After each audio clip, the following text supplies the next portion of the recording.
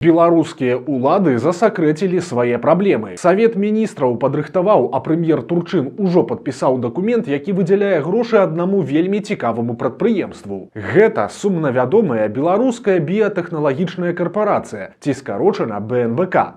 Чакалася, што яна будзе прыносіць мільёны на вытворчасці ўгнаенняў і камбікармоў, але на справе ўсё атрымалася зусім наадварот. У БНБК пастаянна заліваліся дзяржаўныя грошы, але аддачы не было. Прычым адметна, што кіраваць карпорацыяй Лукашенко паставіў былога кыргызскага прэм'ера Даніяра Усейнава, які збег у Беларусь ад крымінальнай справы на радзіме і нават змяніў імя, стаўшы Даніілам Урыцкім. Але ж госць дакіраваўся да таго, што вельмі раззлаваў гаспадара, і ў выніку беларускія улады фактычна нацыяналізавалі БНБК і цяпер выпісалі кампаніі шчодрую порцыю новых крэдытаў. Наколькі шчодрую застаецца загадкай, бо якія сумы выдзелілі і на што пойдуць грошы ў новай пастанове вырашылі засакрэціць. Вядома толькі, каму у выпадку чарговага правалу прыйдзецца аграбаць ад Лукашэнкі. Персанальную адказнасць за вяртанне грошай усклалі на гендырэктара арганізацыі, міністра сельскай гаспадаркі і харчавання, а сёння гэта Юрый Горлаў, а таксама на віцэ-прэм'ера, які займаецца пытаннямі аграпрамысловага комплексу.